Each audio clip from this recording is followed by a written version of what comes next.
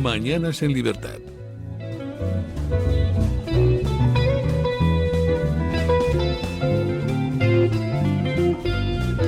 ...8:41, 7:41 en las Islas Canarias... ...y comenzamos nuestra tertulia de hoy... ...pero antes permítanme que les haga una recomendación. ¿Sabían ustedes que su piel necesita protección tanto por dentro como por fuera? Con el Liosan Plus de Mederi Nutrición podrán proteger su piel desde el interior.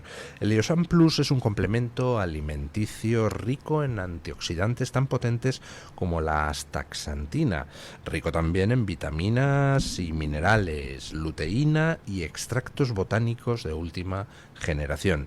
Con sus 15 ingredientes, el Liosan Plus fortalece la piel, potencia las defensas naturales y combate el daño oxidativo, que es un factor clave en el envejecimiento prematuro. Mederi Nutrición es ciencia y nutrición avanzadas. Es el momento de proteger su piel, refuerce su salud, brille desde dentro. Descubra el Liosan Plus en mederinutrición.com. Don Alejandro Macarrón, ¿qué tal está usted? Pues siempre feliz de estar con usted y con tan buena compañía como don Carlos. Don Carlos Hernández Quero, ¿qué tal? Estupendo, encantado de estar aquí. Bueno, luego hablaremos del tema de vivienda, porque CEU Cefas ha publicado un informe sobre vivienda del que algo sabe, creo, don Alejandro Macarrón, y también don Carlos Hernández Quero. Ya saben ustedes que es el portavoz o el experto en vivienda en el grupo parlamentario de Vox, y han presentado recientemente Vox su programa, no sé si de gobierno, electoral o programático, yo qué sé. Económico y de vivienda. Económico y de vivienda, así que luego hablaremos chulo, sí, largo y tendido de uno de los problemas fundamentales que en estos momentos tiene la sociedad española. Pero antes de eso, vamos con encuestas, porque ayer salía una en Electomanía, pues enormemente interesante. Ya saben ustedes que cada casa encuestadora, pues bueno, en fin, tiene sus sesgos y tiende a ir hacia un lado o hacia el otro, y por eso resulta a veces interesante comparar las encuestas de una casa de sondeos con las mismas encuestas de hace un tiempo de esa misma casa de sondeos. Y en el caso de Electomanía, es que la diferencia con el sondeo que sacó a principios de junio es brutal. El Partido Socialista ha perdido 23 escaños en un mes, o sea, van casi a escaño por día. Vox estaría en su máximo histórico con un 16% de voto y 51 diputados. Y el Partido Popular estaría en los 157 escaños, lo cual le coloca a solo 5 escaños de poder conseguir la investidura con el apoyo de Junts y el PNV, lo cual es una posibilidad interesante. En total, entre PP y Vox, según Electomanía, estarían ya cerca de los 210 diputados. 210 diputados es, para que ustedes sean conscientes, lo que proporciona mayorías cualificadas para, por ejemplo, acometer reformas constitucionales. Es curioso. Bueno, yo planteaba hace unos días en Twitter que tengo el corazón partido. No sé si quiero que Sánchez dimita ya y convoque elecciones, o si prefiero que resista pues unas semanitas más, porque a razón de un diputado por día, pues como resiste 3 meses, el Partido Socialista se hace extraparlamentario, lo cual sería una excelente noticia para todos. Quería comentar un dato adicional que está pasando, yo creo que no había pasado en toda la democracia, es que suponiendo que el partido de Alvise, SALF, es también derecha nacional, y que el PP es derecha y Vox es derecha, digo por simplificar, suma más del 50%, yo creo que ya está en el 53%, creo que eso no había pasado nunca, porque en España una de las grandes desgracias es la derecha nacionalista vasca y catalana, que rompe, digamos, y que es aliada más preferente de la izquierda que de la derecha, a efectos de formar gobierno, ¿no? Y porque a la derecha le repugnan, digamos, determinadas concesiones, sobre todo últimamente, que ya el Estado está en el hueso, ¿no? Se ha ido dando tanto que hemos llegado ya al hueso de las concesiones, porque las de Aznar, bueno, posiblemente fueron excesivas, pero como se ha visto después, pues había margen para seguir regalando parte de soberanía nacional, ¿no? Entonces, eso es bastante impresionante, lo cual indica que si se hacen las cosas bien, puede haber efectivamente una mayoría única en la historia de la democracia en España. Que además, un Vox que lógicamente, comparado con el Partido Popular clásico, es un partido más de derechas o más de determinadas cosas que el Partido Popular durante 40 o 50 años no ha defendido, ¿no?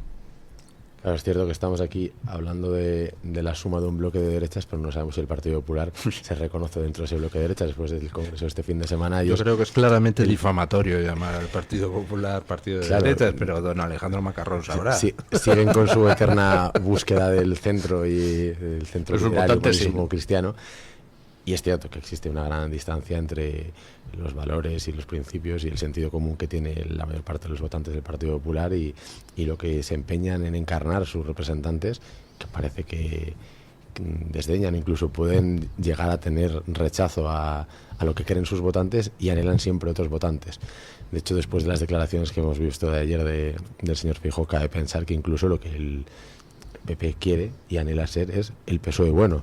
Le deja al PSOE de Sánchez ser el rol del PSOE malo, para ellos poder ser el PSOE bueno, e incluso parecía que estaba ya pensando, como ya sucedió hace 2 años, estaba queriendo vender la piel del oso antes de cazarla y estaba ya pensando a futuro, diciendo con quién sí, con quién no iba a pactar, si está más cerca de Paje o está más cerca de Vox, si el Vox va a estar en un gobierno o no va a estar en un gobierno. Y son estas actitudes de estar viviendo una realidad distinta a la que actualmente y aún lamentablemente tenemos, las que pueden llegar a malbaratar o a malograr esta oportunidad histórica de tener una mayoría alternativa que permita que haya también grandes cambios alternativos. Hombre, yo creo que la mayoría PP-Vox en estos momentos nadie la discute. Ahora, otra cosa es si Feijóo decidirá pactar con Vox o no, porque en principio podría pactar con Vox, o podría pactar con los nacionalistas, o podría pactar con el PSOE. Desde el punto de vista del Partido Popular, pues hombre, es una posición no demasiado incómoda, ¿no? Si puedes elegir pareja de baile, pues entonces puedes ir como en la yenca, izquierda, derecha, delante y atrás, 1, 2, 3. Yo creo que el PP prefiere pactar con el PSOE. Lo que pasa es que hay un factor único en España, respecto a todos los países somos únicos, ¿no? Pero uno de los únicos de España es nuestra guerra civil, que sigue pasando, ¿no? Rajoy ofreció un pacto de una gran coalición a Sánchez en el año 16, ¿no? Aquellas elecciones que quedaron con casi resultado empatado, y según declaraciones del propio Rajoy, uno de los objetivos era, si se hacía esa coalición, por así decirlo, históricamente se enterrara la guerra civil, porque los dos partidos se reconocían mutuamente como igualmente legítimos. Y el PSOE dijo aquella chulería, Pedro Sánchez, de no es no.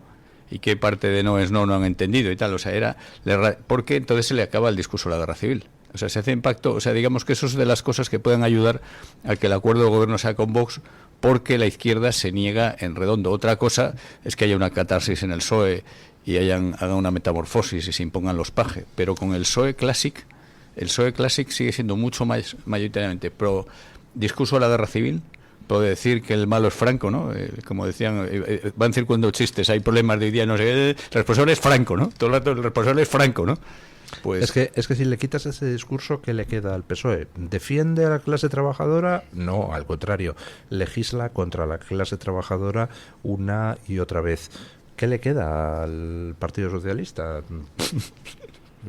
Es cierto, una vez que todas sus políticas de las últimas décadas han ido destruyendo incluso su base electoral industrial, el obrero urbano, ahora los jóvenes, y lo que ha tenido que hacer es reinventarse, por una parte, con todo lo que se habla siempre de las nuevas batallas culturales y lo woke y demás, pero por otra parte siempre con esa referencia histórica de aquella edad de oro de la izquierda, donde la izquierda sí era transformadora y conseguía cosas que eran los años 30, y por tanto se mantiene eso como algo que amalgama a su votante, y que en la medida en la que tenemos una sociedad aún muy envejecida, pesa mucho en el voto de muchas personas sus recuerdos del franquismo, incluso de los más mayores, sus recuerdos a lo mejor de la guerra civil o de las historias heredadas en casa, y eso el Partido Socialista sabe que es una baza para tener atado a mucho votante.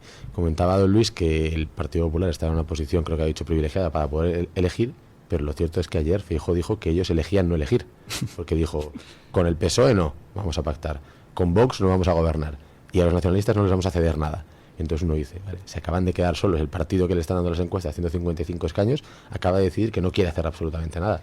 No, pero eso desde el punto de vista de la táctica electoral dice, pues yo voy a gobernar como en estos momentos están gobernando, pues yo qué sé, Mañueco en Castilla y León o López Miras en Murcia. Es decir, gobierno solo, no tengo mayoría y luego pues yo hago pactos con quien me apetezca y según la opinión pública me lo permita o no me lo permita, ¿no? Es una gallegada de libro, ¿no? Ya que Feijóo es porque no me quedo ni me mojo. Otra cosa es luego lo que luego haga, ¿no? Pero bueno, sí, volviendo a lo que decía don Carlos, la verdad es que es impresionante. Por ejemplo, una de las grandes banderas últimas es el feminismo, ¿no? Y ahora resulta que tenemos puteros por todas partes relacionados con el PSOE. No solo eso, sino que el suegro del número uno, del presidente, dicen que, digamos, regenta locales de prostitución. Regentaba o regentó. Es decir, que esa ligazón, y luego hemos visto casos, lo que ha pasado en Alcalá de Henares estos días, ¿no? Esa violación que parte al parecer de un centro de menas y entonces mucha gente sale indignada a la calle y les reprimen de una forma, digamos, brutal, ¿no? Como suele ser ese tipo de represiones. Pero bueno, ¿con quién están? O sea, que hay violadas de primera y de segunda. O sea, si el violador o presunto violador es un inmigrante, entonces no pasa nada. Y cuanto más inmigrante, más alejado sea, digamos, culturalmente y lo que sea, pasa menos. Pero ¿qué clase de racismo también es ese, no? Es decir, ¿qué pasa? ¿Que son de segunda? ¿Son menos responsables? A ver, pronúnciense. ¿Ustedes quieren que Sánchez dimita ya o que continúe y siga el PSOE bajando? Yo creo que aquí no tienen que primar los intereses de partido. Si uno dijera, ¿a qué le interesa a Vox? Pues si Vox está en la última mes, como usted ha escrito, subiendo y el Partido Socialista bajando, le interesará acudir a las elecciones en la mejor posición posible. Lo cierto es que Vox no se creó para esto, sino justamente para todo lo contrario, para anteponer los intereses de España, y como está clarísimamente visto, está ligado los intereses positivos de España con la desaparición del Partido Socialista de la escena de poder, no digo de Sánchez, sino del Partido Socialista, pues cuanto antes pueda llegarse a este punto, mejor será para España. Ya, pero precisamente yo hacía la pregunta porque si mañana convoca elecciones Sánchez, pues el Partido Socialista va a sufrir un varapalo enorme. Pero si las convoca dentro de un mes, el varapalo va a ser todavía mayor, con lo cual, ¿qué interesa? ¿Esperar un poquito para que el Partido Socialista, a ver si tenemos suerte y el Partido Socialista es extraparlamentario? ¿O? Yo diría de todos modos que no conviene lo de las expectativas muy altas y las conjeturas, que en este país ya nos hemos dado unos cuantos golpes pensando que durante semanas ha sido, porque durante la primavera parecía que en cualquier momento se iba a convocar elecciones. Esta vez sí que sí, El Mundo o no sé qué otro periódico tenía la exclusiva o la iba a sacar la semana siguiente, que iba a suponer la desaparición. Y bueno, lo cierto es que la capacidad de resistencia de este gobierno y la capacidad de seguir huyendo hacia adelante es bastante fuerte. Ojalá me equivoque, ojalá pueda venir aquí dentro de poco y decir, oye, Carlos Hernández estaba aquí diciendo que no iba a haber elecciones y las ha habido, y haber sido un pésimo adivino será una grandísima noticia, pero lo cierto es que yo creo que habiendo llegado a casi a mitad de julio, es fácil poder superar el verano y ver luego qué pasa en otoño, y pensemos y actuemos con la situación actual. Y pensar y actuar en la situación actual es estar preparado para cuando pueda haber elecciones, que creo que Vox vive desde hace muchísimo tiempo en una continua campaña, con viajes por toda España, con presentaciones de programa, con una actividad que mantiene de puntillas a su gente y a su votante.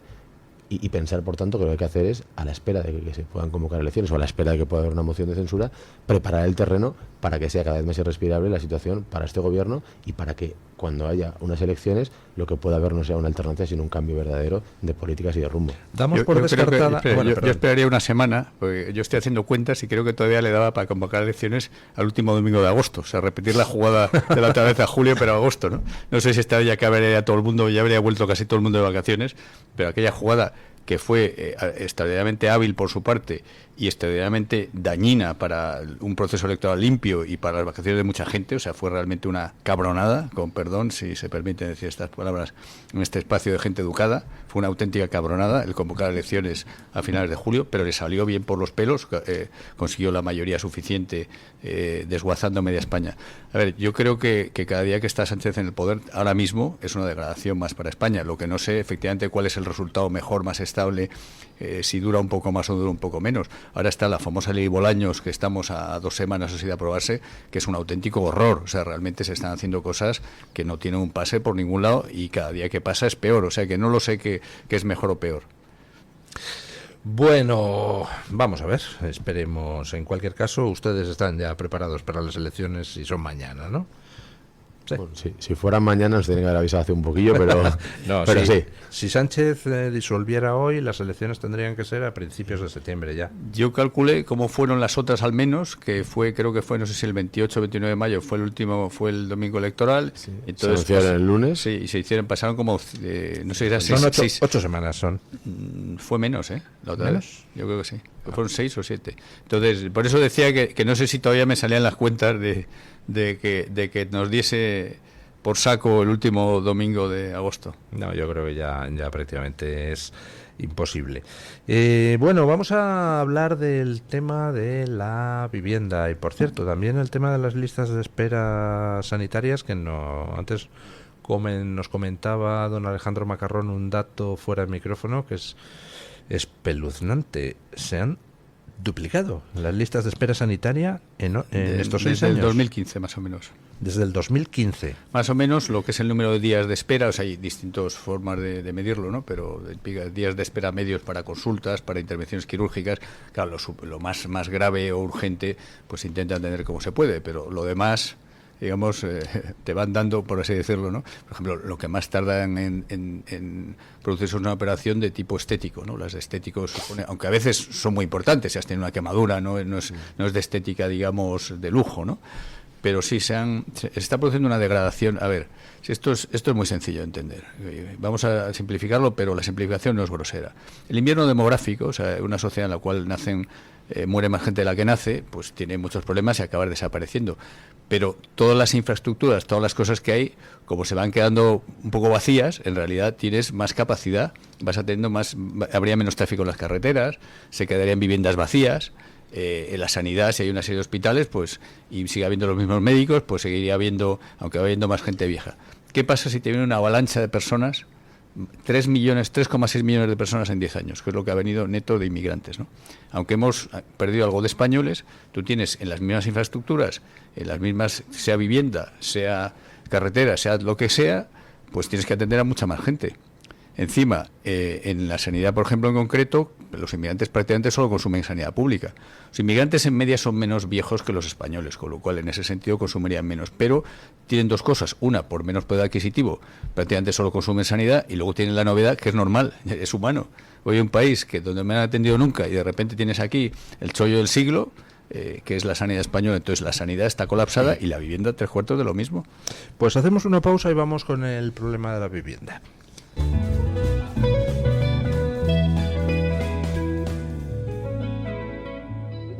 Están las burgers y los perritos que cuando las pruebas...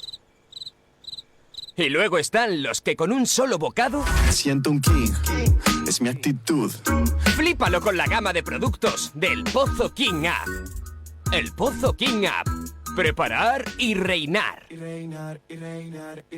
Todos los seres padecemos a lo largo del año algún tipo de dolencias más o menos graves. Gripe, contracciones musculares, alergias.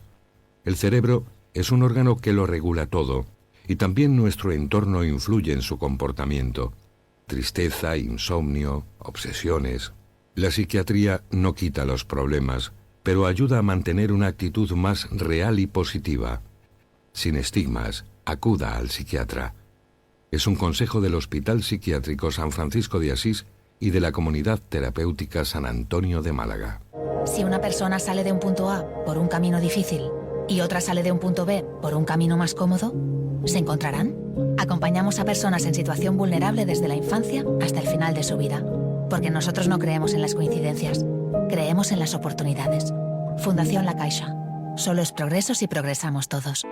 ¿Tu piel ha perdido firmeza? ¿Tus articulaciones están más rígidas? La fórmula de Aminopac contiene aminoácidos precursores del colágeno y vitamina C necesarios para la salud de tu piel, huesos y articulaciones. Dale a tu cuerpo lo que necesita para producir colágeno con Aminopac. Pídelo en tu herbolario o farmacia o visita ahora mederinutrición.com.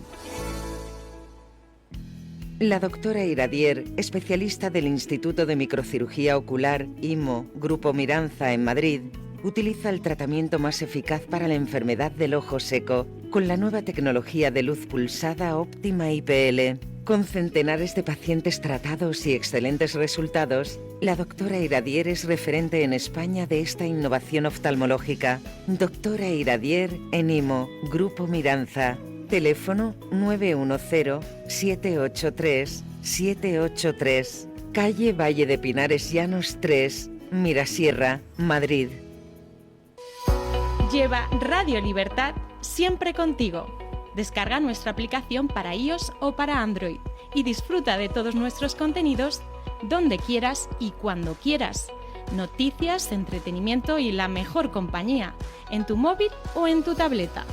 Radio Libertad, más cerca de ti.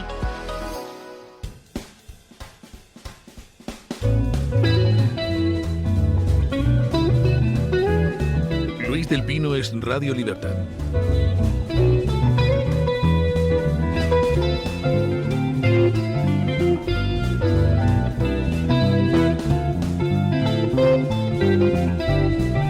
Bueno, lo primero de todo, información de interés general. ¿Dónde puede la gente descargarse el informe del CEU-CEFAS sobre la vivienda en España? En Internet, que ponga eso en Google. Informe CEU-CEFAS Vivienda. Vivienda.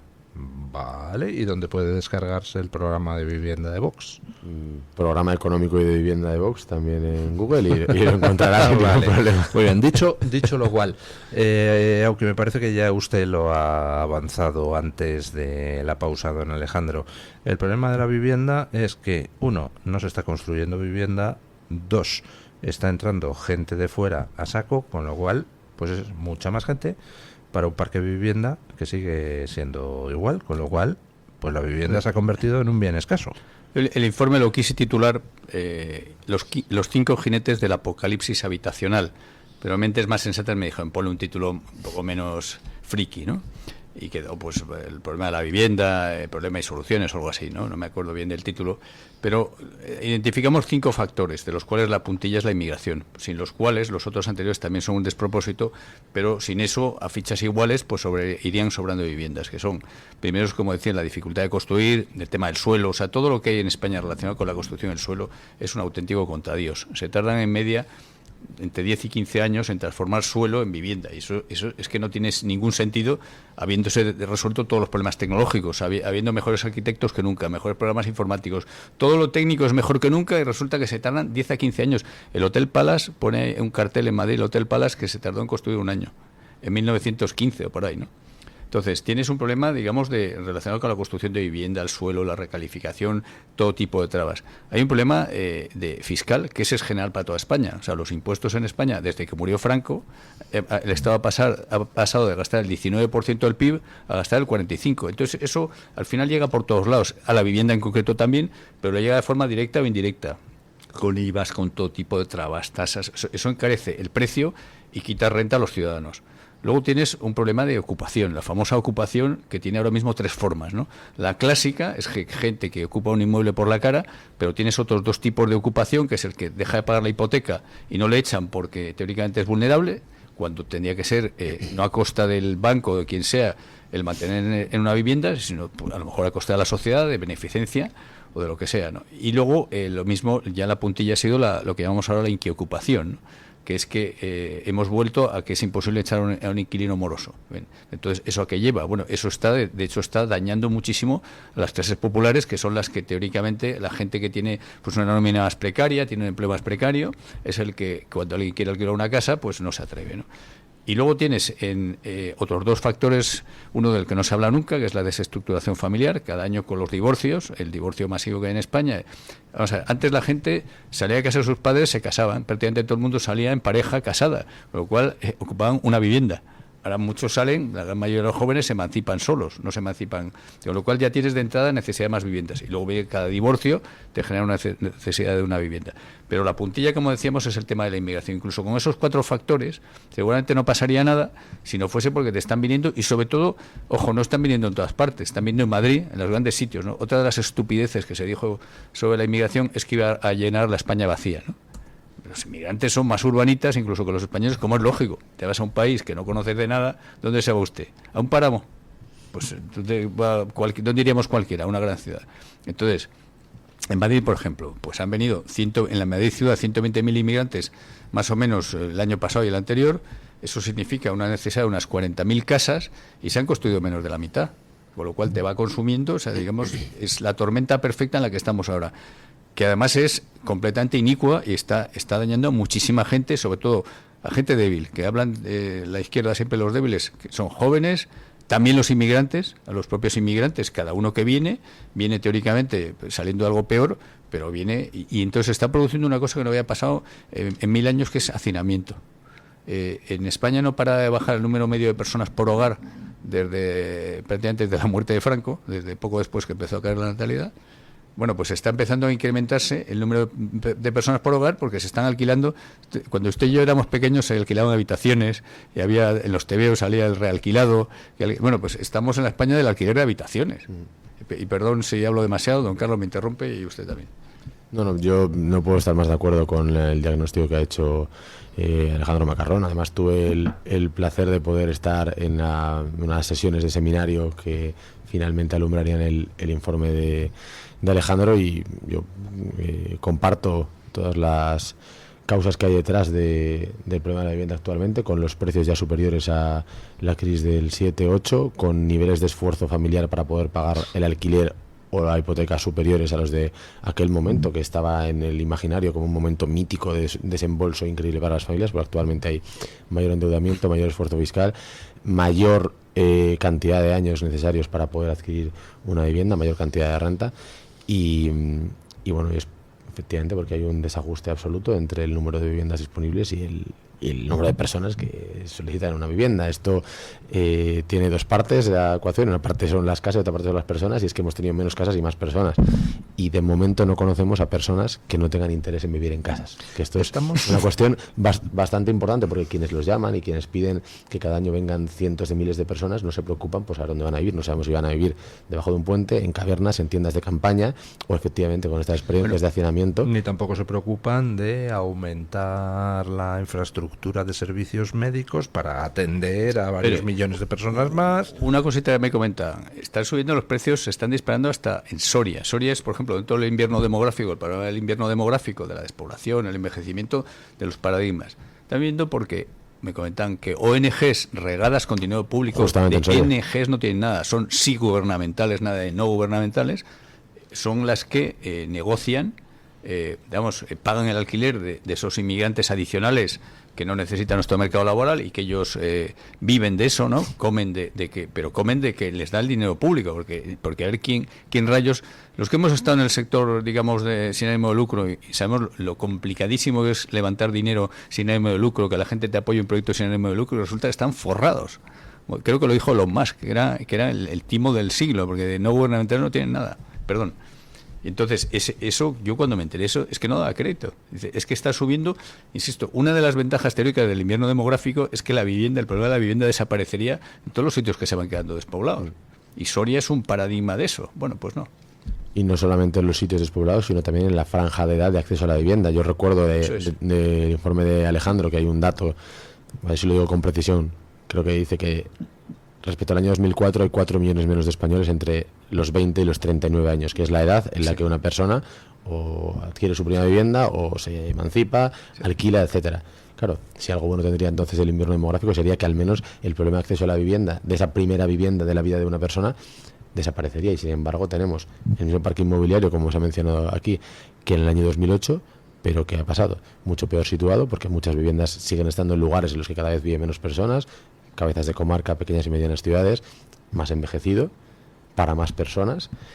Y lo cierto es que, por tanto, hay un auténtico drama, hay un drama por todas las cuestiones que ha mencionado Alejandro. También yo creo que hay un elemento más a tener en cuenta, y es que en contextos en los que había una precariedad rampante por parte de las clases medias y clases populares, dificultad de acceso a la vivienda, falta de poder adquisitivo y demanda hiperconcentrada en las grandes ciudades, esto se vivió, valga el símil con todos sus matices, en los años 50 y 60 con una gran emigración campo-ciudad, claro, en España.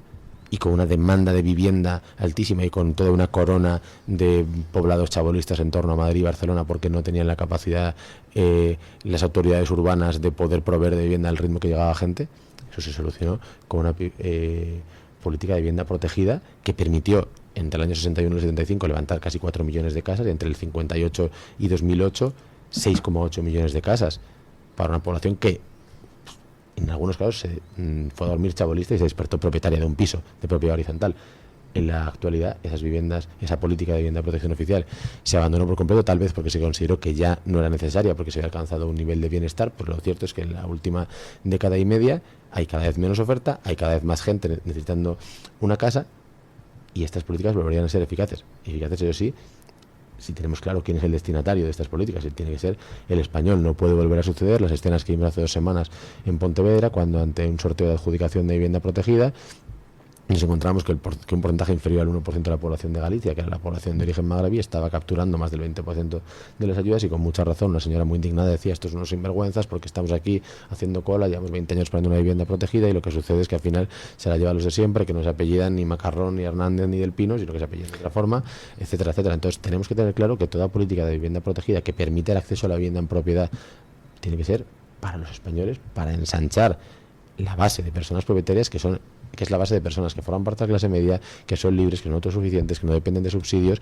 que pueden emprender, que pueden ahorrar, es decir, que pueden tener una vida digna y que no van a vivir como la horda prehistórica de forma nómada de un lado a otro, o con lo que estaba mencionando Alejandro últimamente, de estas condiciones de hacinamiento que parecen casi propias de novelas del Londres victoriano, y que son a lo que nos están condenando cada vez más. Cuando los jóvenes se emancipan ya no se van con la novia, porque además se les ha dicho que la novia es para mucho más tarde y que incluso está mal tenerla para toda la vida, y que incluso ahora, dentro de los nuevos hábitos culturales, pues mejor tú vives en tu casa, yo en la mía, hacemos lo que queremos y nos vemos el sábado por la tarde y ya está. Entonces ahora te vas con amigos, no, te vas con quien puedes, muchas veces con desconocidos, y la edad media de la persona que vive en un piso desconocido en España es 34 años y medio. ¿Cuánta gente, para quedarse a la media, cuánta gente tiene 40, 42, 43 años y está empantanado en un piso compartido sin tener ni la más mínima privacidad ni la posibilidad de tener hijos?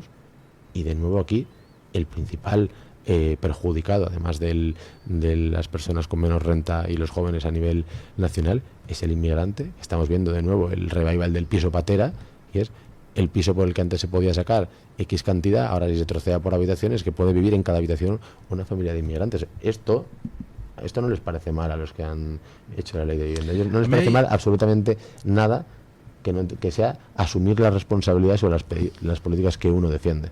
A mí hay una cosa que se me escapa en todo esto, que es, estamos viendo cómo en España se ha montado una macrotrama de corrupción en torno a la obra pública brutal, donde el Partido Socialista pues disparaba a todo. O sea, allí donde había una obra ponían el cazo para llevarse una parte, quizá una parte para el partido, otra parte para las cuentas personales de los intervinientes. Vale, ¿por qué no han querido hacer vivienda? O sea, si es muy goloso, y de hecho durante muchos años en España ha habido unas macrotramas de corrupción ligadas a la construcción de vivienda brutales. ¿Por qué han dejado que se pudra el problema de la vivienda, pudiendo haber entrado ahí a saco, aunque fuera también para robar una parte, ¿no? Yo estoy convencido que es una cuestión ideológica. O sea, ahora mismo ya todo el mundo entiende que en la situación actual, con este desajuste tan gordo y con este déficit cifrado en 600.000 viviendas por parte del Banco de España, pero que necesitaríamos hasta 4 millones de viviendas hasta el año 2039 si se mantiene la situación demográfica en España, lo que hay de fondo es que durante mucho tiempo se ha estigmatizado la construcción, porque se ha vinculado a la propiedad, se ha vinculado al pelotazo, se ha vinculado a una cultura con la que se quería acabar, que era la cultura del pisito. Queríamos que viviéramos todos de alquiler, y había algo de fondo que unía y amalgamaba a toda la izquierda, que era la idea del decrecimiento. Y no tenemos que seguir construyendo, no tenemos que seguir creciendo, hay que ir hacia lo contrario. Las políticas de construcción dañan también el medio ambiente y no es necesario. Bueno, pues han generado que un bien que es necesario para todos se convierte en un bien artificialmente escaso. Yo me planteo, aquel que piensa en los intereses de la mayoría social ante una crisis de vivienda como la actual, ¿qué debería hacer? Facilitar todos los medios para garantizar la provisión de vivienda a gran escala para todo aquel que necesita una vivienda. Y esto quiere decir poner suelo a disposición, agilizar los procesos de transformación del suelo, terminar con este laberinto de trabas, de trámites, de burocracia, de bloqueos que llevan a que se tarde efectivamente, como se mencionaba, entre 10 y 15 años para poder entregar una vivienda desde que se planifica, acabar con una ley como la ley de vivienda y con los decretos previos de amparo de la ocupación y de la inquiocupación desde el decreto 11-2020 que han hecho que desaparezca el 50% de la oferta de vivienda en alquiler en los últimos 5 años. Esto es una auténtica barbaridad. No, pues los que son amigos de lo, o dicen ser, porque claro, la distancia entre el hecho y entre lo que se dice y lo que se hace es muy grande.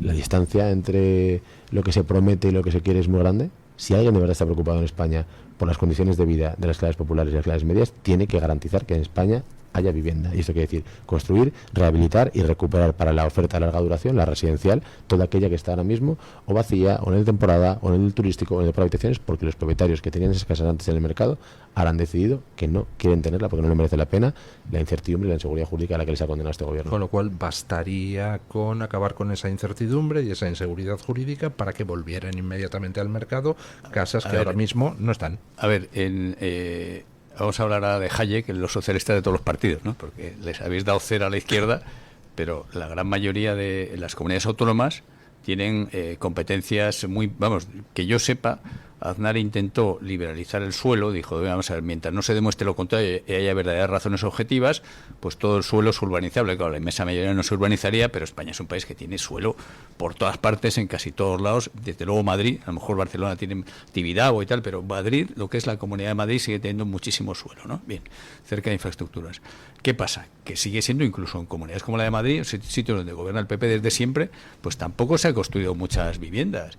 O sea, al final, o asumen los mismos las mismas trabas mentales de los demás. Por ejemplo, una cosa que creo que pasa ahora mismo, tú vas a construir un suelo, te dicen, una parte tiene que ser para vivienda protegida, que luego no se construye, porque no se está construyendo, pero es como un sobrecoste. O sea, al promotor le hacen faenas por todas partes. O sea, son trabas. Lo mismo da igual que la administración sea de un partido o de otro. O sea, se está haciendo por todas partes. O sea, digamos que yo no sé si es un tema ideológico o que estamos también en manos de unos funcionarios que como no les va nada en ellos, y al final tiene enfrente una persona que cree que se va a forrar. No sé si es la envidia española, y yo no, porque yo tengo mi sueldecillo, que no está mal, pero me quedo ahí. No tienen ese sentido de la urgencia, no están sufriendo eso. Entonces, realmente hay muchas cosas que sí tiene culpa el Gobierno Nacional, la ley esa de alquileres, que es una auténtica demencia, ¿no? La protección a la inquiocupación, pero muchas otras respecto a construir, que desde luego en las comunidades del Partido Popular se puede haber agilizado muchísimo más. Hombre, antes hemos hablado del asunto de las listas de espera sanitarias. La sanidad está transferida, ¿no? La operación, sí, exacto, está transferida. Perdón, volvemos ya a eso, pero por dar un último ejemplo, la operación Chamartín de Madrid es una cosa que ha estado casi siempre la Comunidad de Madrid en manos del PP, el Ayuntamiento en manos del PP. La operación Chamartín, que es un proyecto que puede ser estupendo, de construir decenas, no sé si decenas de miles de viviendas, desde luego muchos miles, más mucha actividad, creo que se empezó a hablar de ello en el año 93. O sea, es que es una cosa que es de no creer. O sea, la falta de conexión con los intereses reales de los futuros inquilinos o propietarios y entre medias, todo el mundo hablando del paro y de cómo crece la economía. Fíjese, en el pleno Madrid, en lo mejor de Madrid, lo que se podía haber armado. ¿Y dónde están? ¿Cuántas viviendas se han construido en la operación Chamartín hasta ahora? Pero bueno, sí, hablamos de sanidad, si quiere. Ya no, que la sanidad, estamos diciendo, las listas de espera se han duplicado desde 2015. Oiga, pues tendrá parte de responsabilidad el Gobierno central, pero la sanidad está transferida. Por tanto, si la sanidad en Madrid, en Andalucía o en Castilla y León se están aumentando las listas de espera, algo tendrá de responsabilidad el Gobierno autonómico, digo yo. A ver, usted y yo somos ingenieros de teleco de formación, ¿no? En telecomunicaciones y en tráfico en general siempre te cuentan que cuando un sistema, una carretera o una línea un sistema telefónico no tiene un poco de congestión a veces, es que está sobredimensionado. O sea, para que nunca haya problemas de tráfico en cualquier autopista tendría que haber 17 carriles. Bien, entonces es bueno que tenga un poquito de congestión en las horas punta, porque si no costaría mucho más. Y entonces el sistema está dimensionado, pues como comentaba don Carlos, antes estaba más o menos correctamente dimensionado, había unas ciertas esperas, tú no vas y te atiendan. Si hay un médico al segundo siguiente que tú pidas siempre, salvo que sea una urgencia, es que hay médicos de sobra y eso cuesta muy caro. O sea, hay un equilibrio entre el servicio público o privado y las esperas. Si se han duplicado, es que hemos pasado ese punto de congestión excesiva. Entonces, lo mismo en las infraestructuras, las carreteras, cuando ya no hay un atasco solamente de 8 a 9 de la mañana, sino que hay un atasco, deja de haber atasco solo a las 3 de la madrugada, es que tenemos un problema en Houston. Entonces, cuando se duplican las listas de espera, es que hay un problema de congestión. Y eso tiene que ver seguramente con que viene mucha más gente, que está acostumbrada a no pagar. Una de las cosas que siempre se ha hablado es cómo se mete un cierto copago en la sanidad para que quite congestión y además financie algo, porque claramente hay necesidades insoslayables de pedir consulta médica y hay gente que es, digamos, más hipocondríaca, o como no me cuesta nada. Eso pasó, ¿sabe qué pasaba con la gente mayor? Cuando se puso por primera vez la televisión española hace 1000 años, empezó a emitir por las mañanas, dejó de ir bastante gente a los ambulatorios hospitales. Gente mayor que era una de sus actividades. O sea, es que no hay derecho a... Bueno, no hay derecho. Es decir, es lógico, si no te cobran nada, ¿por qué no voy a ir ahí, no? Entonces, ese tipo de cosas, insisto, tenemos un sistema más o menos bien dimensionado y ahora lo tenemos ya congestionado, pero es que sigue. El problema es que siguen llegando 500.000 de inmigrantes al año. Ya, pero quiero decir que es que aquí hablamos de ese problema de no actualización de las infraestructuras y de los servicios para adaptarlo a la avalancha migratoria, y parte de responsabilidad es de Sánchez, pero también tienen la responsabilidad los gobiernos autonómicos, que tendrían que haber puesto los medios para poder hacer frente a esa avalancha. Es que España está tiesa, perdón si está tiesa en lenguaje coloquial. O sea, tenemos unos déficits prácticamente todas las administraciones. Con Sánchez ha aumentado, no solamente nos ha frito impuestos porque ha aumentado mucho lo que pagamos los españoles, pero es que también ha aumentado lo del déficit.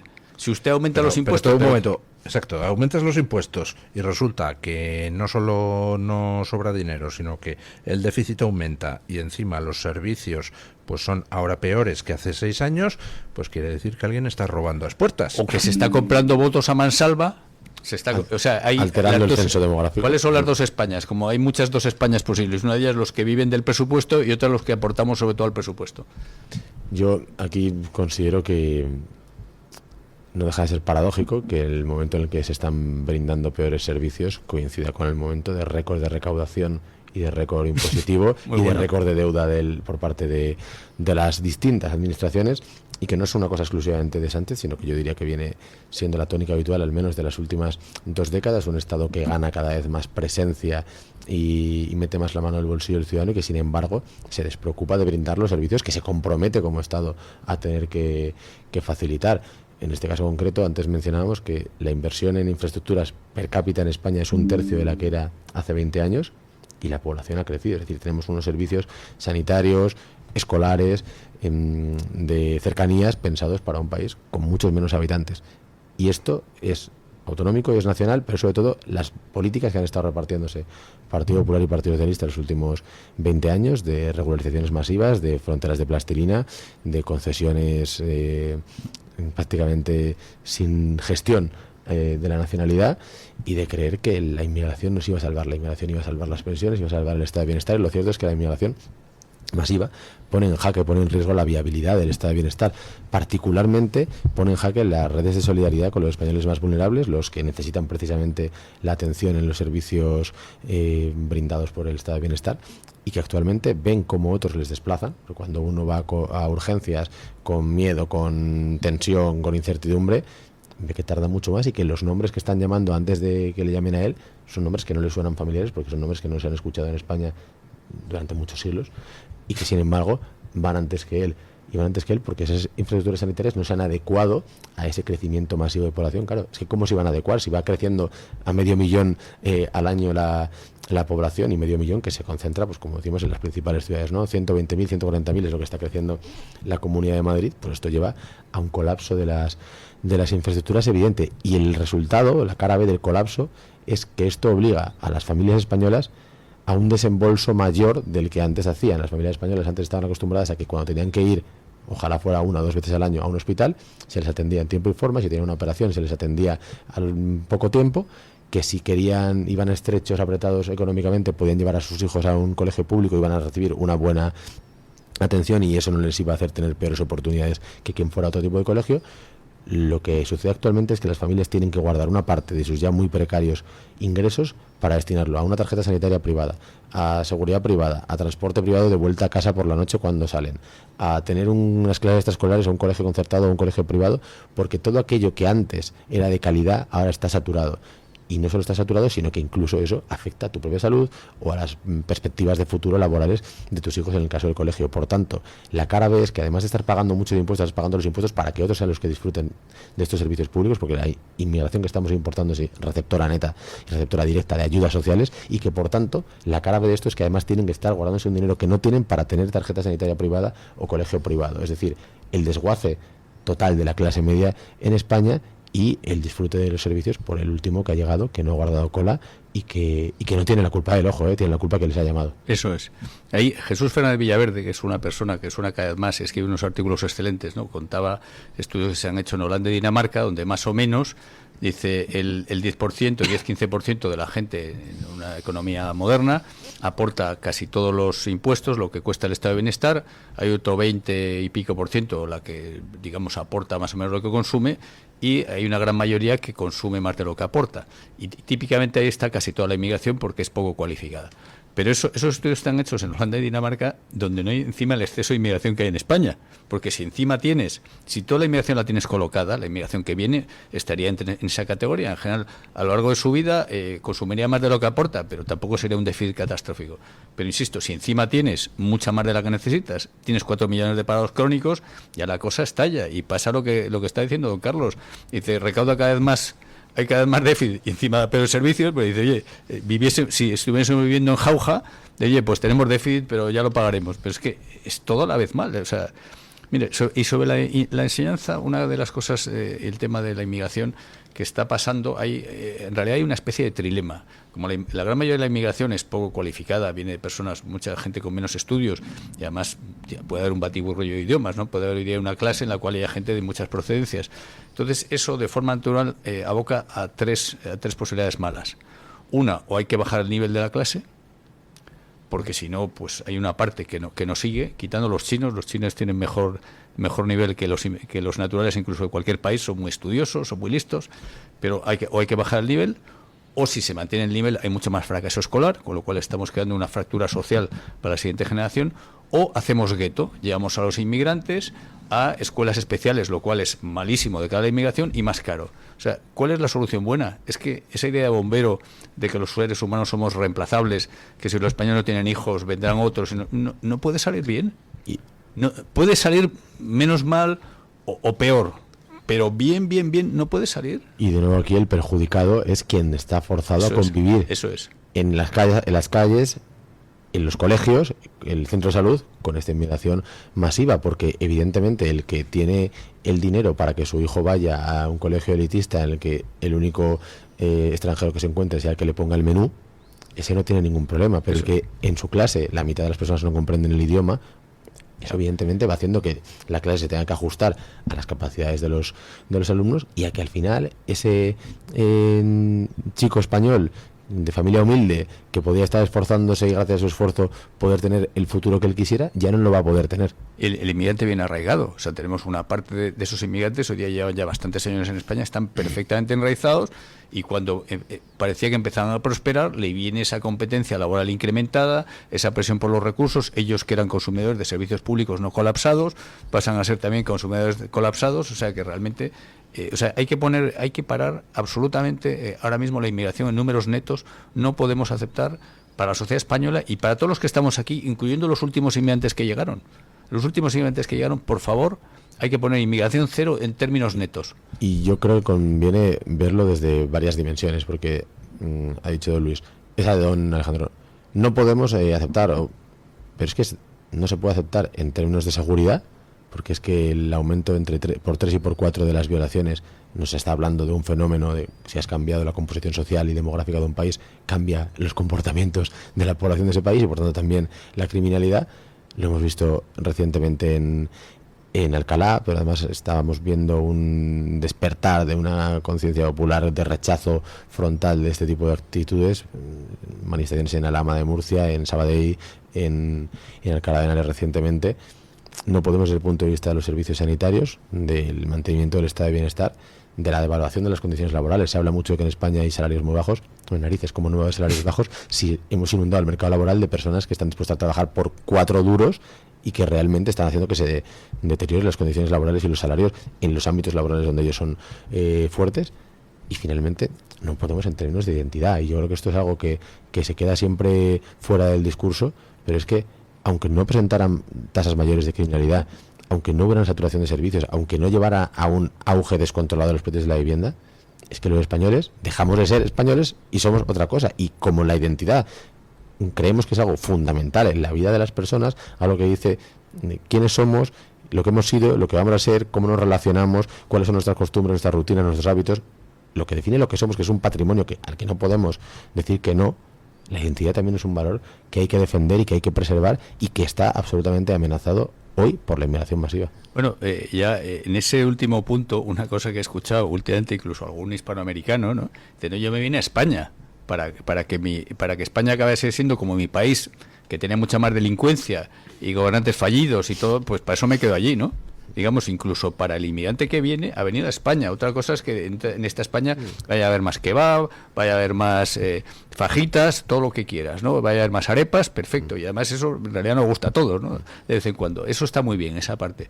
Pero lo que es la básica, lo que es la España, digamos, lo que decimos de la identidad, no en el sentido, digamos, cerrado y absurdo, sino un sentido natural, reconocible, diferenciable, es que nos estamos convirtiendo. Ellos querían venir a España. Vamos a ver, es que incluso más de 2/3 de la inmigración que está viniendo ahora mismo es hispanoamericana, que tiene lógicamente más facilidad de integrarse. Pero, por ejemplo, viene de países con unas tasas de criminalidad absolutamente mayores que las marroquíes. Mayores que, es decir, las tasas de homicidios. ¿En Centroamérica? En España estamos en 0,6 homicidios por 100.000 habitantes. Cuando Bukele llegó al poder, en El Salvador estaban en 100 por 100.000. 100 por 100.000, nosotros en 0,6. Era el caso más alto, pero en una Colombia pueden estar en 25 o 30, en México, en Centroamérica, en Brasil. O sea, son tasas que vamos, aquí son. Entonces, la hipótesis es que aquí solo van a venir la parte de la gente de esos países que aborrece el crimen. Pues la mayoría sí, claro, por supuesto, y también la mayoría de los colombianos no delinquen. Ahora, lo normal es que te vengas, si vienes una inmigración masiva y descontrolada, que algunos importen ese crimen que aquí no habíamos conocido. Afortunadamente habíamos llegado a una especie de sociedad, no sé si happy, pero con un cierto nivel de paz real, que se está perdiendo por eso. Es que esta idea de fondo de que los contextos no importan, que la cultura no importa y que todos somos reemplazables y que da igual que seas de Wisconsin que de Tomelloso porque te vas a comportar igualmente en los sitios, bueno, se ha probado que es falsa, y cuando importas masivamente personas, importas masivamente sus patrones de conducta. Y entre ellos está también la criminalidad. En algunos lugares de Centroamérica hay unas tasas de criminalidad absolutamente increíbles. En Suecia había unos niveles de crimen bajísimos, y cuando has cambiado la demografía de Suecia resulta que ahora está superando incluso a El Salvador, que es una noticia de hace un mes, que hay más crímenes en Suecia que en El Salvador. Bueno, pues, ¿a dónde queremos caminar? A países que sean reconocibles. Pero esto no es una cuestión de esencias duras o de creer que las sociedades son inamovibles en el tiempo. No, es defender que haya países que sigan siendo reconocibles, que no seamos continentes sin contenido, sino que el contenido, la sustancia, es que dice todo de nosotros. Dice todo, porque nosotros lo que somos, pues, vosotros dos sois teleco y yo soy historiador, muy bien, pero la mayor parte de las cosas que somos no las hemos elegido. No elegimos ni la cara que tenemos, ni cómo nos apellidamos, ni dónde hemos nacido, ni quiénes son nuestros padres, ni quiénes son nuestros hermanos, y todo eso es lo que configura y predetermina lo que somos. Y estamos cambiándolo, y va a cambiar cómo nos relacionamos con los que tenemos alrededor, evidentemente. Volviendo a eso de la criminalidad, por ejemplo, en Marruecos, yo he oído esto y entiendo que es así por las cifras que puedo manejar. Hay mucho menos delincuencia, o sea, es más probable están aquí todos. Bueno, no, es por la mano blanda aquí. ¿Por qué aquí había lo que llamamos mano blanda? Un Estado ya que era muy poco represivo. Las sociedades se ajustan, y si tienes muy poco crimen, pues puedes efectivamente ser más blando con la policía, más blando con las leyes. Si eres como El Salvador, pues te acaba llegando un Bukele, pues esperemos a ver cómo evoluciona, porque es verdad que dices, hombre, lo que se ve por ahí, mucho mejor que como están ahora que como estaban antes, pero es verdad que te gustaría pues que no hubiese esas cárceles hiperhacinadas, eso que se está viendo, ¿no? Que da un poco de miedo, ¿no? Pese a todo, ¿no? Pero bueno, pues es que las sociedades se ajustan. Claro, si tú mantienes la mano blanda y la tolerancia que teníamos aquí, que está muy bien, o sea, una policía no muy represiva, pero te viene gente que viene de países donde hay mucha más mano dura, donde la policía mata delincuentes sin problemas, porque lo mismo que en Colombia matan muchos delincuentes, matan policías, al revés, ¿no? Claro, están acostumbrados a eso, de repente viene aquí, esto es jauja. O sea, no es de nuevo culpa, entre comillas, del que viene de fuera. Somos nosotros los que estamos propiciando un modelo que no puede funcionar bien. Hacemos una pausa publicitaria y nos vamos a hablar del panorama de la corrupción. O sea, ya es que te asomes al medio al que te asomes, siempre hay una noticia de corrupción relacionada con Sánchez. Muchos rescoldos. Rescoldos.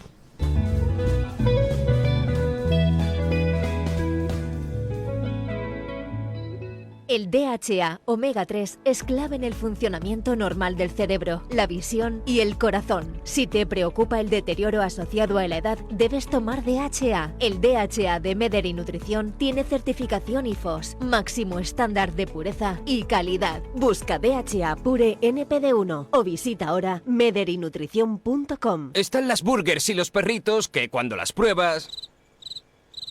Y luego están los que con un solo bocado... Siento un king, es mi actitud. Flípalo con la gama de productos del Pozo King App. El Pozo King App. Preparar y reinar. Controlar los niveles de azúcar en sangre es fundamental para disfrutar de una buena salud. Con el innovador glucómetro sin pinchazo de Protege tu Vida, obtendrás en pocos segundos el resultado de la prueba que harás sin agujas, sin dolor y sin extraer sangre del dedo. Llama ahora e infórmate en el 900 73 0101. Consulta las condiciones especiales que tendrás por ser oyente de Radio Libertad. 900 73 0101. Presentamos Navarretinto, probablemente la mejor explotación de cerdos ibéricos de España, situada en la dehesa extremeña. Durante la montanera, los cerdos se alimentan de bellota de encinares sostenibles. Nuestra denominación es de bellota 100% ibérico, mención exclusiva pata negra. Navarretinto tiene como norte la excelencia. Si le gustan los productos ibéricos, llámenos al 91 625 02 28, con total garantía de satisfacción. Escúchanos y no te pierdas nada. Síguenos en redes sociales y entérate antes que nadie de nuestros contenidos, entrevistas y momentos destacados. Búscanos como Radio Libertad en todas las plataformas y únete a nuestra comunidad. Conéctate y vive la libertad en tu radio.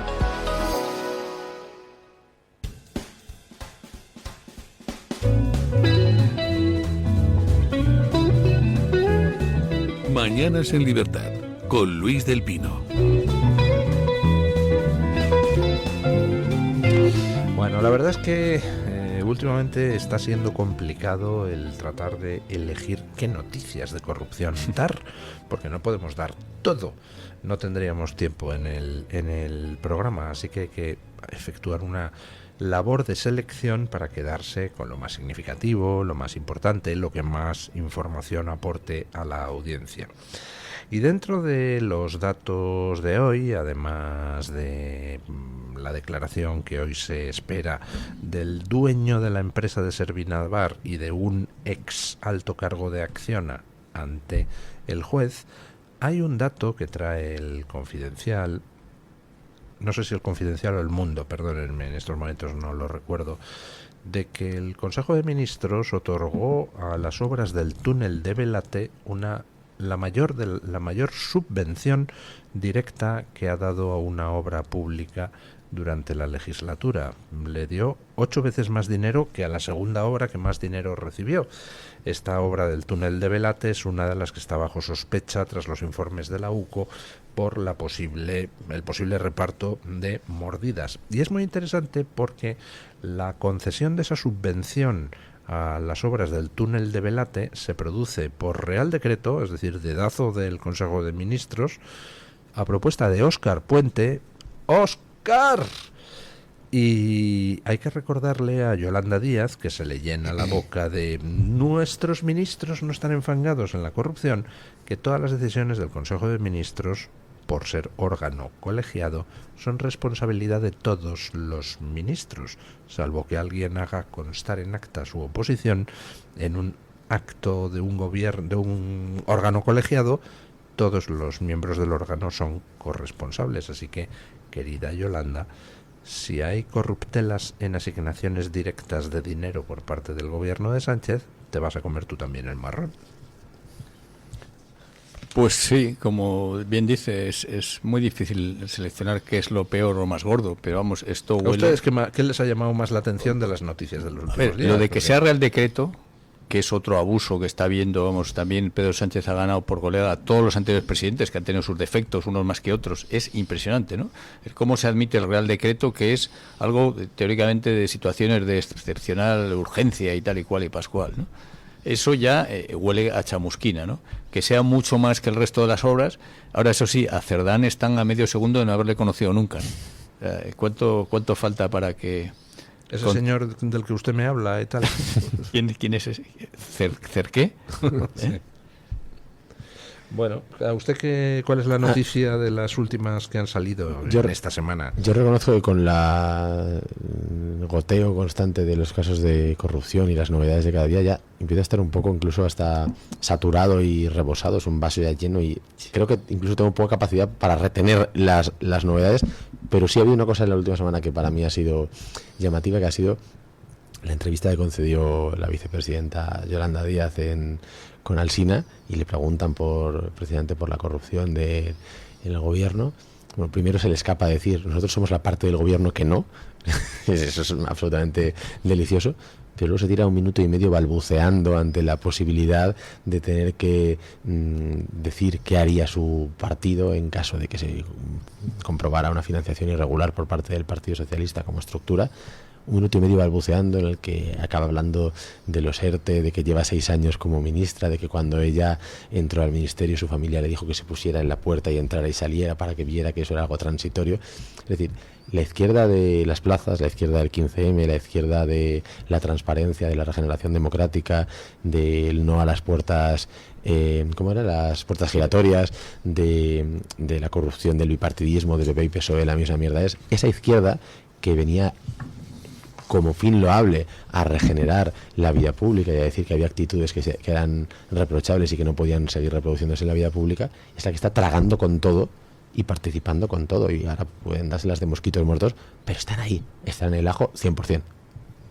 Eso, hace poco ha fallecido el gran actor cómico Mariano Ozores, ¿no? Entonces yo creo que Yolanda Díaz parece Mariano Ozores, pero en cutre muchas veces, porque Mariano Ozores tenía a veces en las películas, de repente hacía como una especie de balbuceos, ¿no? Para escaquearse de alguna situación incómoda, decía algo que no se entendía nada, ¿no? Pues lo de Yolanda Díaz a menudo es eso mismo, lo que pasa es que con mucha menos gracia, claro, porque como bien estáis diciendo, ella es corresponsable. O sea, hay que tener cara dura. Vamos a ver, una persona que dice que equipara el comunismo con la libertad, cuando no hay nada más antitético, no ha habido nada más opresivo que el comunismo. Comunismo, nazismo, vamos, están al mismo nivel, de lo peor de lo peor. Cuando una persona dice ese tipo de cosas, que la tengamos en el Consejo de Ministros, que la tengamos de vicepresidente, es un insulto a la sociedad, salvo que la sociedad... Y demuestra hasta qué punto de degeneración ha llegado la izquierda. O sea, que Yolanda Díaz haya llegado a ser la líder de todo ese mundo a la izquierda del Partido Socialista, ¿cómo estará la izquierda? O sea, Pablo Iglesias, que es mucho más listo, será lo que sea, pero es mucho más listo, tiene que decir, pero ¿cómo es posible que esta me haya desplazado a mí de vicepresidente cuando, vamos, yo soy muchísimo más listo, y lo es? Bueno, yo también creo que esta gente con ego, y Pablo Iglesias es un tipo listo, pero también tiene ego, sí, disfruta con esto. Dice, bueno, así se me recordará mejor porque la que ha venido detrás, menuda está preparando. Hay una cuestión interesante, que es que esta izquierda, que se llama a sí misma izquierda transformadora y que considera que tiene grandes objetivos, que no son la mera gestión, ni la mera reforma, ni la socialdemocracia, sino que tienen objetivos de país y hay que cambiarlo todo, se proponen cambiar todo a lo grande y no son capaces de cambiar ni la conducta de sus compañeros de partido, ni los casos de vejación, acoso, abuso que había en su partido, ni cambiar mínimamente la conducta de sus compañeros de Consejo de Ministros. Quieren cambiar un país y no son capaces de cambiar ni siquiera al señor Errejón cuando lo tenían en su partido, o la composición del mercado del Consejo de Ministros y el comportamiento de sus compañeros en el mismo. Por tanto, es de nuevo una demostración más de una izquierda cada vez más incapaz que puede tener muchos colorines, muchas presentaciones de PowerPoint, muchos actos, muchos TikToks, lo que ellos quieran, pero se está demostrando cada vez más inane, cada vez más incapaz de poder apelar a la gente y decir, yo voy a cambiar cosas, es que no son capaces de cambiar absolutamente nada. Y aquí van a ser ellos las víctimas, porque el PSOE tiene una base de votantes que no va a desaparecer, y Sumar, en las últimas encuestas le dan adelantado por el PSOE, o sea, por Podemos, pero incluso en riesgo de perder su grupo propio.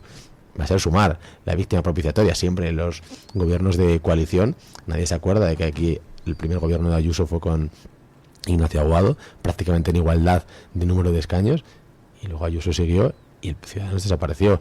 Ciudadanos gobernó con el Partido Popular en Andalucía y luego se quedó en la estacada. El PSOE rentabilizó todos los posibles aciertos del primer gobierno de Sánchez, y Podemos fue el que pagó el pato, y Sumar va a pagar el pato. Sumar va a pagar el pato, no lo va a pagar el PSOE. Así que... algunas referencias históricas de Sumar, ahora que estamos en los días que acabamos de pasar, ¿no?, de las celebraciones LGTB, son peores que pederastas, dijo Marx sobre la homosexualidad. Es un vicio burgués patológico, dijo Stalin. Es una perversión capitalista, dijo Mao.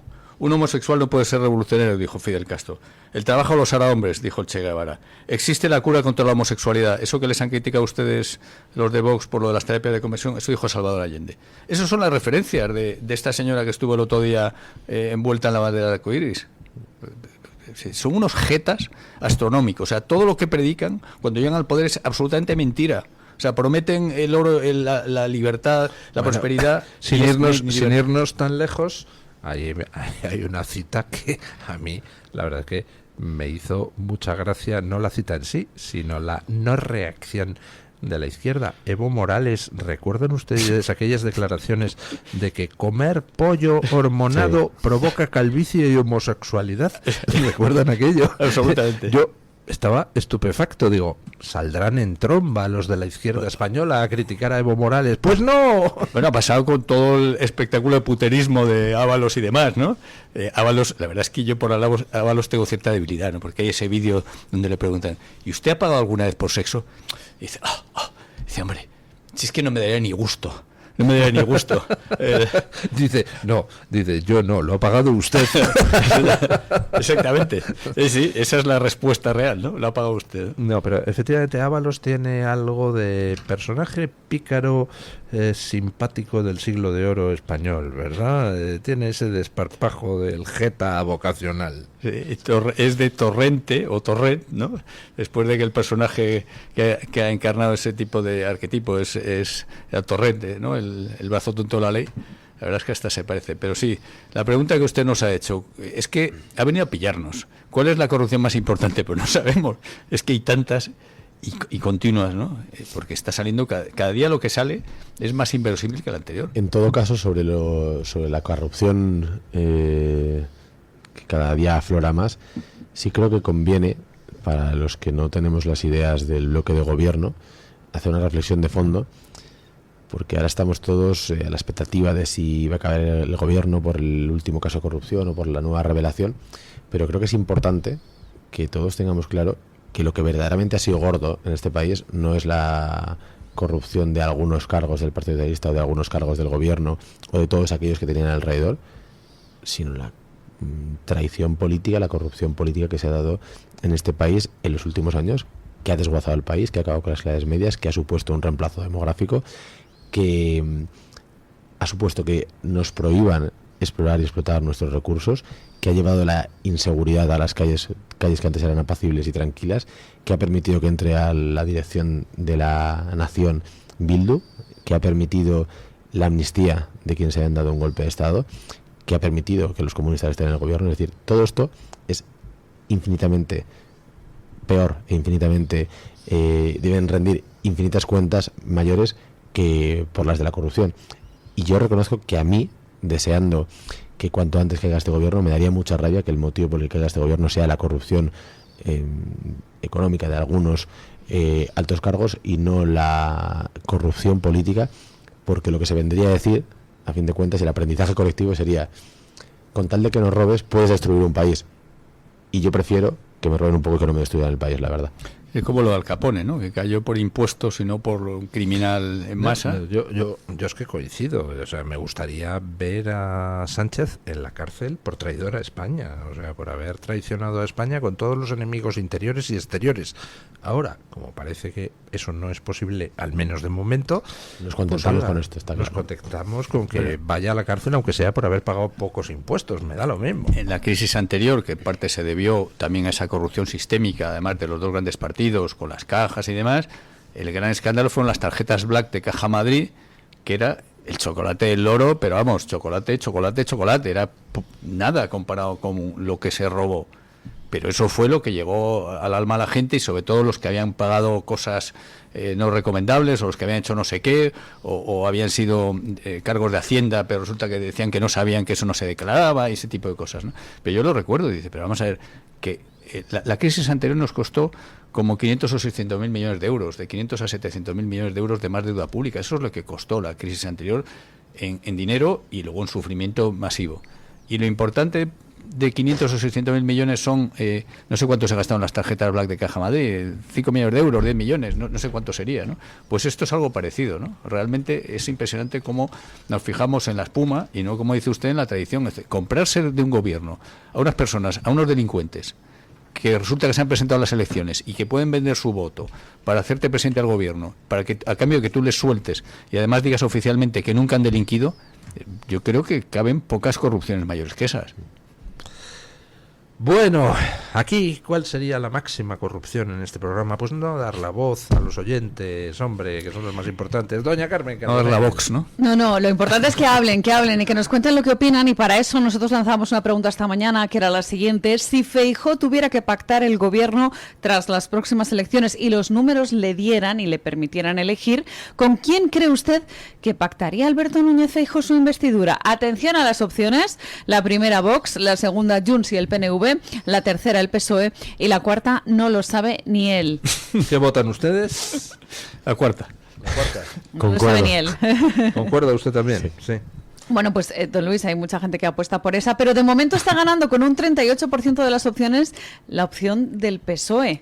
Iba a decir de ese bipartidismo, pero que realmente vendría a demostrar que hay un partido único, ¿no? Que es el PSOE rojo y el PSOE azul, que es el de Alberto Núñez Feijóo. El 26% de los encuestados apuesta por Junts y el PNV.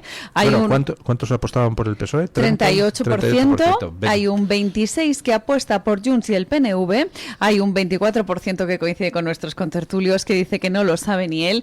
Y hay un 12% que apuesta por Vox. Porque, según hemos visto... La opción menos votada es la de que pactaría con Vox. Así es, y fíjese que hay algunos comentarios que lo explican, como por ejemplo este de Fernando Carrasco Streamer, que en Twitter hace este comentario aludiendo a lo que ha dicho Feijóo, algo así como sin cordones sanitarios, entre comillas, pero con Vox no, y con este PSOE tampoco. Añade Fernando que está muy perdido, y lo peor es que todos juntos, entre aclamaciones y proclamaciones, vamos acelerando hacia el barranco. En Twitter me encuentro con otro comentario de 20.1 que dice que pactará antes con PNV y Junts con la tolerancia del PSOE antes que con Vox. La única idea política de Alberto Núñez Feijóo es el gatopardismo.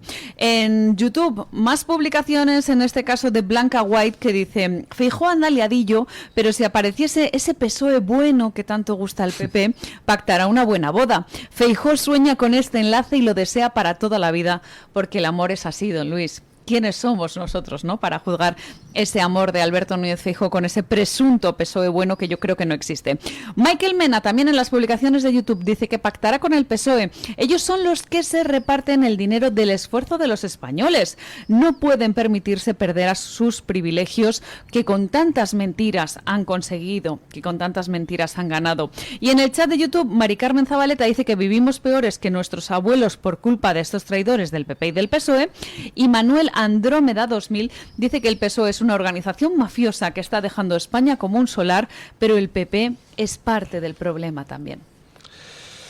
Pues es que el pacto con Junts y el PNV, si no le pidiesen demasiado, yo creo que en realidad es el que más le gustaría, que es lo que intentó reeditar también, se hizo con Aznar, y se intentó reeditar Rajoy, pero vino la crisis y tal. Pero lo que pasa es que efectivamente, como ya han consumido todo lo que se le puede consumir sin cargarse de verdad al Estado, pues ya ¿qué les puede dar más al PNV y a Junts? Digo yo, no sé qué se les puede dar que no sea ya más dinero. Sí, pero es que no hay. O sea, el PNV, más dinero, o sea, el cupo vasco es un auténtico, vamos, un privilegio fiscal, vamos, descomunal. Yo no sé qué más ya se les puede dar. Encima que sea negativo, que encima les dé el Estado dinero, porque es que es una birria. Y no, la parte por ejemplo, Rajoy les concedió el que se embolsara el País Vasco el IVA de los productos fabricados en el País Vasco que se venden fuera del País Vasco en España. O sea, puestos a conceder. O Rajoy también concedió que las triangulaciones fraudulentas que hacía Volkswagen a partir de su fábrica de Navarra, pues ahí perdonarles el IVA que se ahorraban y entonces poner una es cosa que reza el Padre Nuestro, de... perdona nuestras deudas, se decía antes, ¿no? Como nosotros perdonamos. Puestos a dar, va a ser por dinero, hombre, pagan los españoles, total. Bueno, pues nada, la verdad es que me sorprende que haya tan poca confianza en que, puestos a poder elegir, Feijóo le dé por pactar con Vox. Pero fíjese usted, don Luis, qué interesante es lo que querrían quizás los votantes del Partido Popular, que se definen como derecha, y otra cosa es lo que dicen los líderes de ese partido, ¿no? Hay una diferencia entre lo que querrían y lo que creen que va a ocurrir, que también es muy importante, ¿no? Esa diferencia que le ha pasado, bueno, que ha tenido a lo largo de su historia muchas veces el Partido Popular encima de la mesa, ¿no? Que se avergüenza a veces de esos votantes que no le gustan cuando les dicen que tienen que virar hacia la derecha con políticas conservadoras. Sí, el Partido Popular es un partido que en ocasiones parece que sintiera asco por sus propios votantes. En fin. Bueno, muchísimas gracias, don Alejandro, muchísimas gracias, don Carlos Hernández Quero, muchísimas gracias, doña Carmen, por traernos la voz de los oyentes, y ponemos punto final a la tertulia con don Paco Linares, que hoy nos quiere hablar de políticos, de promesas y de hechos. Buenos días, don Paco. Buenos días, don Luis del Pino. Y que sepa usted que tanto a María José, a mi compañera doña María José Rosado, como a un servidor, nos encanta que usted haya vuelto. Estas 2 semanas hemos disfrutado de doña Carmen Carbonell y de los habituales contertulios. Gracias dobles. Hoy a usted y a doña Carmen Carbonell. Como ya dije, don Luis, usted sabe hacer banquillo. Y paso al pensamiento y comentario de hoy. Los partidos políticos no hacen mejores personas. En el PSOE, la gente honesta, con ética, o vive amargado o es un inmoral. Y si es una persona con ética y talento, se marcha o lo echan. Ejemplo, Paco Vázquez, Florian Mora Alcaraz, 2 grandes hombres. En el Partido Popular se encuentra uno con buenas personas, pero con un comportamiento que tira a la izquierda, viniendo de arriba, claro. Ejemplo, Mariano Rajoy, que liberó al etarra Bolinaga y no quitó la ley de memoria histórica, etcétera. En Vox me he encontrado con gente muy trabajadora y un sentido íntegro de la moral, como es don Juan Carlos Cuevas Dawson, primer teniente alcalde de Mija. Y continúo en la Costa del Sol, concretamente en Estepona. Tenemos allí el mejor alcalde de España, que desde el año 2011 se afilió al Partido Popular. Don José María García Urbano se afilió al Partido Popular porque Vox no se había fundado todavía, en mi humilde opinión. Don José María García Urbano llegó a ser alcalde de Estepona hace 14 años.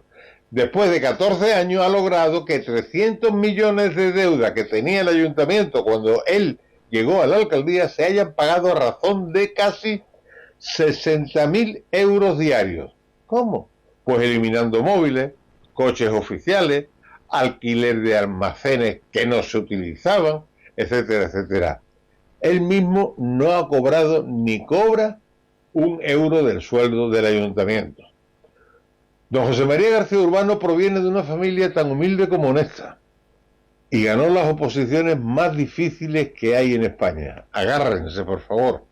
El señor García Urbano es notario, registrador de la propiedad y abogado del Estado. Éticamente intachable y una gran persona. Hoy Estepona es el ayuntamiento que menos impuestos cobra a sus ciudadanos. ¿Qué podría haber hecho si no hubiera tenido que pagar esa deuda de 300 millones de euros? Por cierto, deuda que dejaron los alcaldes socialistas. Merece la pena que busquen Ayuntamiento de Estepona en la web estepona.es. Mientras existen personas como él, o mientras existan, que se dejen de soflamas y discursos vacíos, como decía mi admirado Quevedo, nadie ofrece o promete tanto como el que no va a cumplir. No es el caso de don José María García Urbano. Mañana más y mejor. Punto final.